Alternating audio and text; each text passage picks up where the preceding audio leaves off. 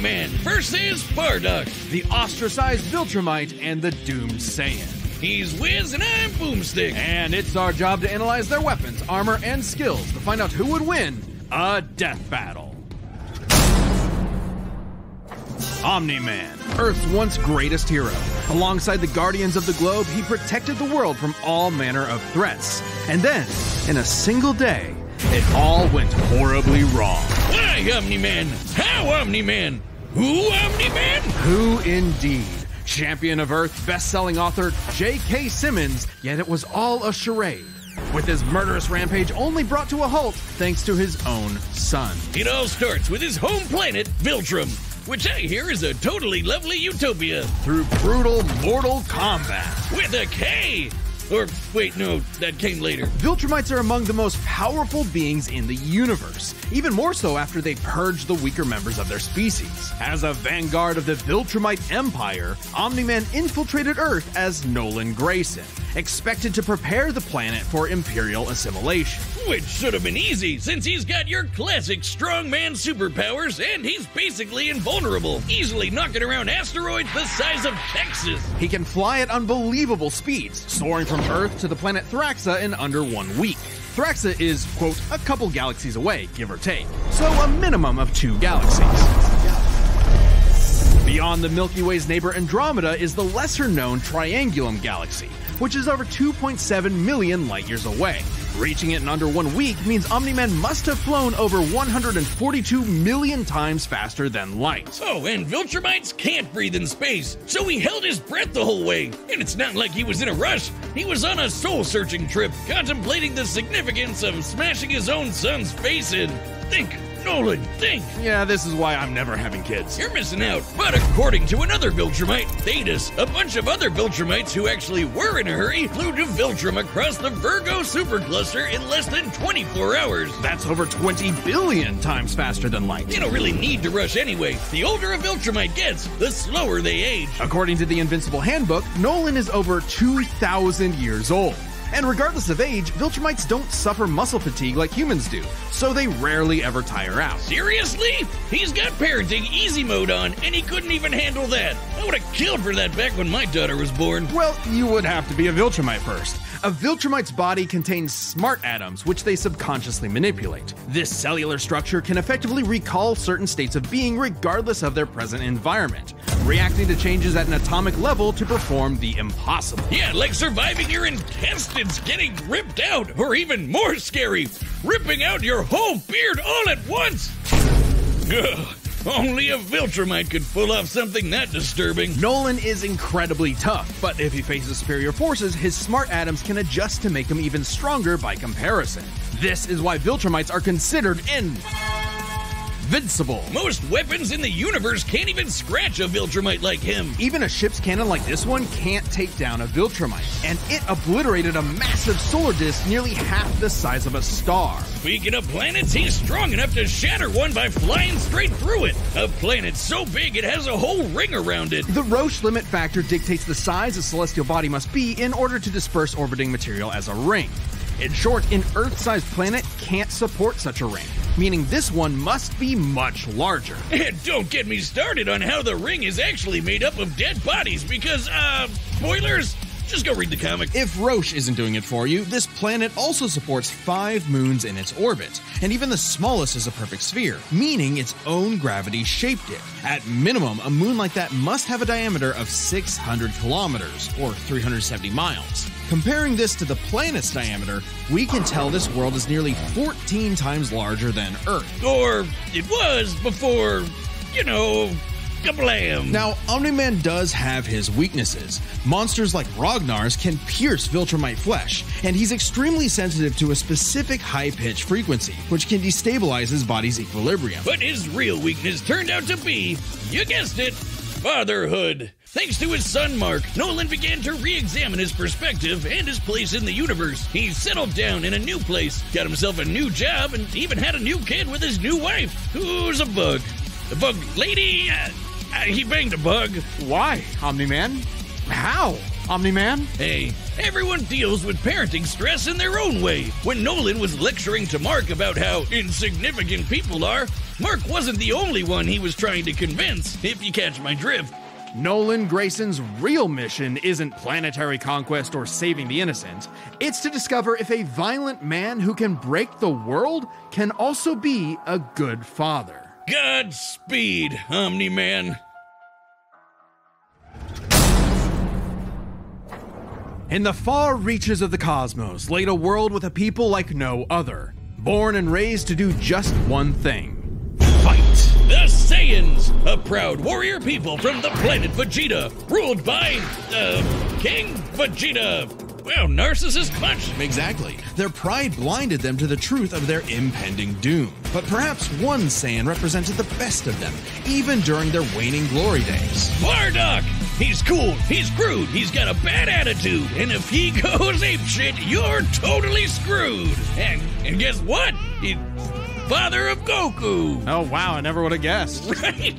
What a curveball. So what does that make Turles? Who? Bardock was a cold-blooded killer, ruthlessly conquering planets in service to the Saiyans' true overseer, Lord Frieza. They didn't just conquer planets, they wiped out every living thing, leaving Frieza uninhabited rocks to sell away. Bardock was an asshole.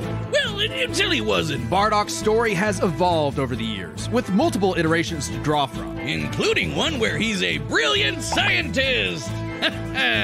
But only one is considered officially canon. Bardock's demeanor began to shift when he met and eventually married fellow warrior Guinea, and had two sons, Raditz and Kakarot. No, Bardock didn't go totally soft. He was still a ruthless warrior. You know that iconic red headband of his? It's stained with the blood of his fallen friends. Hardcore! Bardock could fly, move faster than light, and was naturally adept in using his ki as an explosive weapon. AKA shooting lasers from his hands! True to his brutal screw-you nature, Bardock's moves are all about overwhelming power. His final spirit cannon is like a ki-powered bazooka. His rebellion hammer punch ignites enemies on contact, and his rebellion spear basically turns him into a supercharged battering ram. The guy has no chill. He will run you over, break your spine, light you on fire, and then move on to the next guy, all in a day's work for a Saiyan. Marriage didn't change that. While Bardock cared for Guinea, in fact being one of few Saiyans of his time to actually have a romantic partner, he was still no family man. Like most Saiyans, he saw his sons as nothing more than future soldiers. Bardock was a low-class warrior, so it was unlikely his kids would grow up to be anything more than battlefield fodder. But they would still possess the Saiyans' power, a transformation that was the key to their planetary devastation. Big Monkey! Under the light of a full moon, a Saiyan with a tail manifests the Uzaru. This great ape form increases Bardock's power tenfold, turning him into an unstoppable kaiju. Quick, someone call Yajirobe! While some Saiyans can maintain control over this berserker form, low-class warriors like Bardock don't receive the same level of training as those of higher birth. Prince Vegeta's control is so precise he can speak while changed, but Bardock cannot. Hell, it's questionable if he even remembers everything that happens when he goes full-tilt gorilla. The Saiyan strategy is pretty much just monkey see, monkey smash. Despite being low-class, Bardock's power level nearly matched that of King Vegeta, who could destroy multiple planets at once. At about this time, King Vegeta's power level was around 10,000. Yeah, we know power levels are kinda janky. Nobody can agree on what the number really means. Outside of his fight with Gas, Bardock doesn't really show any high-end feats in canon, but we can use power levels to compare him to other characters with similar levels to better understand his potential. Like when his son fought Prince Vegeta. What's the scouter say about his power level? It's over 8,000!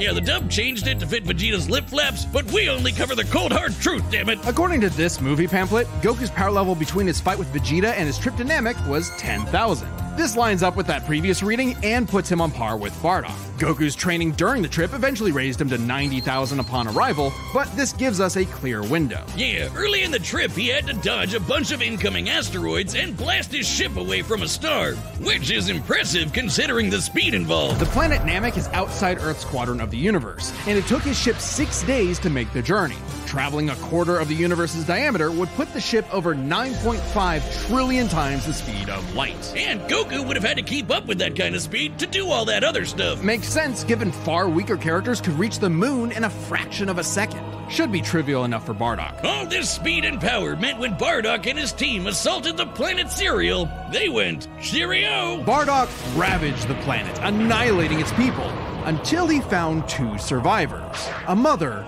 and her child. Some may call it weakness, others a moment of clarity, but Bardock was suddenly reminded of his wife and recently born son. He chose to spare the two, and even pushed himself far past his limits to protect them from his own Frieza Force allies, who taunted that Frieza had dire plans for the Saiyans' future. This moment changed Bardock, making him more appreciative of his family and cautious of Frieza. When all the Saiyans were called back to Planet Vegeta for mysterious reasons, he had a hunch something was up. So, before his final stand, smashing through hundreds of soldiers before coming face to face with the tyrant, he sent his youngest kid away for protection. A choice that allowed his son to thrive. And hey, that's what good parents do. A choice that would have a greater significance than Bardock could ever imagine. And then Dildo Dickhead blew them all up and he died.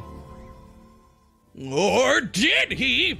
Bardock got killed so freaking hard he got blasted back in time! Actually, he was pulled away by these two, who miscalculated and misplaced him incorrectly in the time stream. Blah blah blah, non-canon, whatever. He survived! And when he realized what happened, he got so unbelievably pissed off, he went Super Saiyan! What? Alright, this is very much an alternate universe what-if scenario, and it is jarring. But think about it. The Super Saiyan form is not achieved through training alone. It requires dedication, introspection, victory, failure, love, and loss. Frieza destroyed the Saiyans because he feared the possibility of the Super Saiyan, a Saiyan with power that could rival his own. But perhaps Bardock's transformation was more than simply a what-if. He had begun to take the very steps his son later would to achieve the form. Perhaps, if Frieza had hesitated, even for a moment, his fear would have manifested before him right then and there. Damn, pour one out for Bardock, who figured out how to be the truest Saiyan right at the end of it all. I know Kakarot would be proud. Hey, shout out to everyone who believed in us during our recent crowdfunding. And joining you in that support is the first ever sponsor for an independent death metal episode, Manscaped. Manscaped's newest masterpiece is the Lawnmower 5.0 Ultra in forged gold. Talk about a fancy name. This special edition trimmer is the perfect tool for the golden era of hair grooming, where precision, luxury, and performance meet. There's limited quantities available, so you need to pick one up soon. If you're anything like me, your scruff grows all over the place way too fast. Or maybe you get that itchy scraggle Wiz has. Yeah. Either way, the Lawnmower 5.0 Ultra Gold comes with two blades for any occasion, a trimmer and a foil. And look at it! It's so slick! It's waterproof, of course, and the new LED light illuminates even the trickiest spots, while adding a touch of elegance to your routine. Join the 10 million men worldwide who trust Manscaped for all their grooming needs. Get the special edition Lawnmower 5.0 Ultra in forged gold while supplies last. Get 20% off plus free shipping with the code DEATHBATTLE at manscaped.com. That's 20% off plus free shipping with the code DEATHBATTLE at manscaped.com. Thanks to Manscaped for helping our fans and members support the channel. Seriously, show them some love by clicking the link below. All right, the combatants are set, and we've run the data through all possibilities. It's time for a death battle!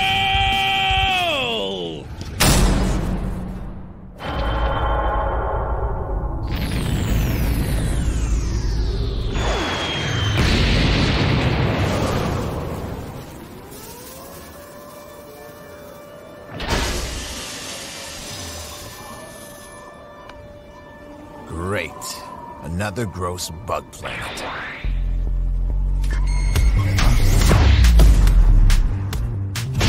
This planet isn't anyone's to conquer. Don't underestimate me!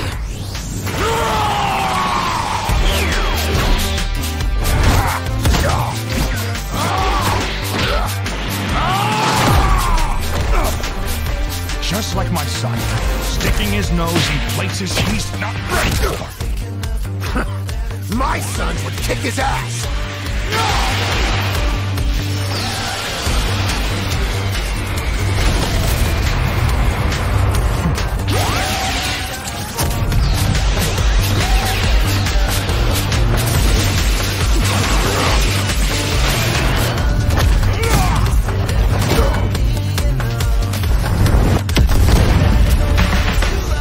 Every step you feel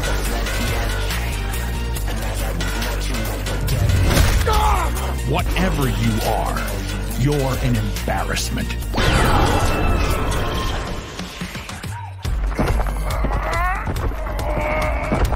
Wait till you see the real power of a Saiyan.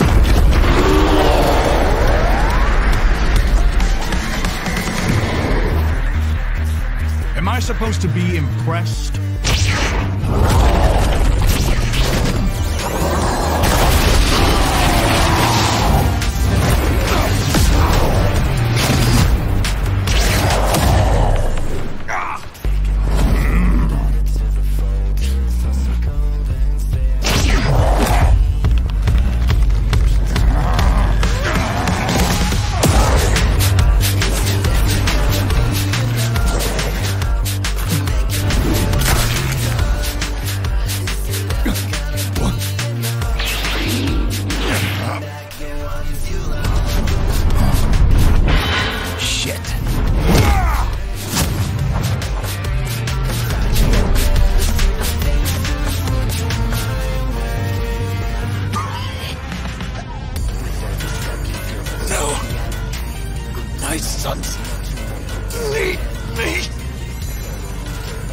Let you take me from my war!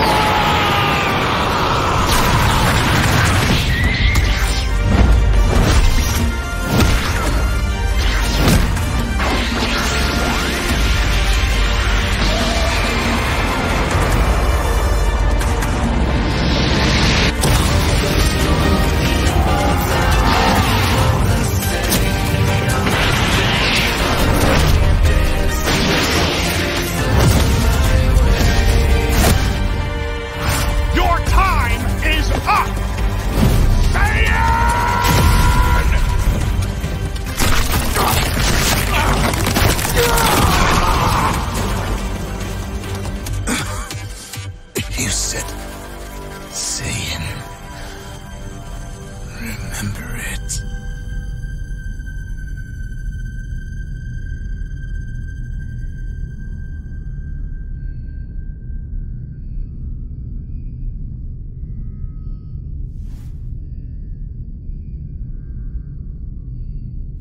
Fuck.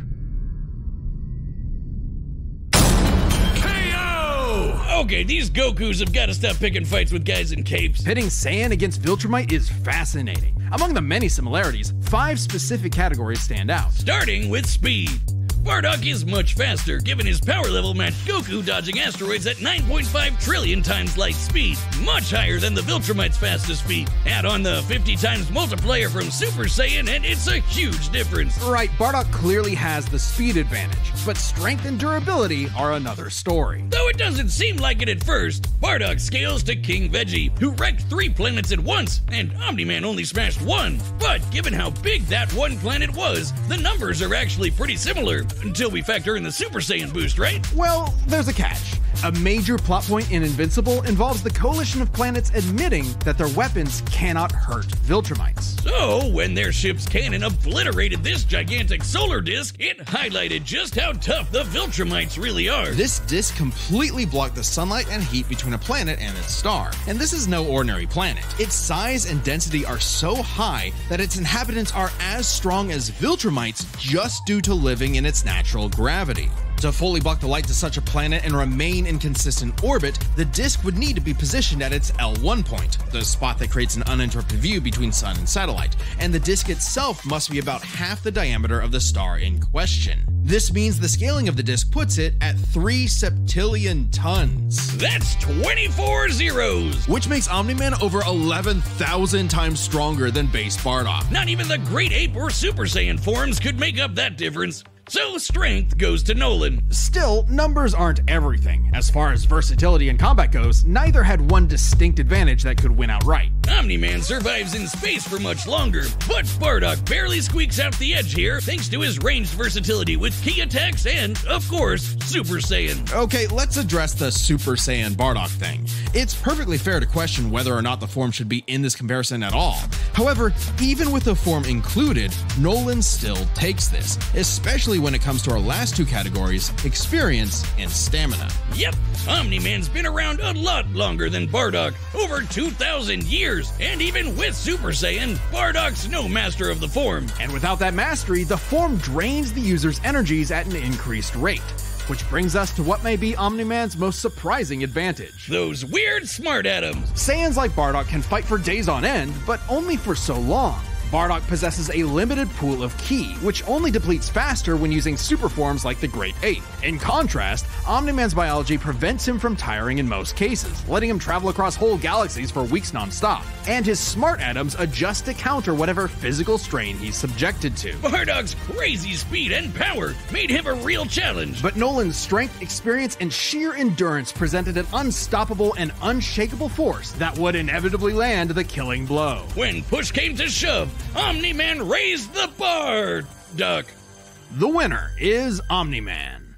Next time on Death Battle.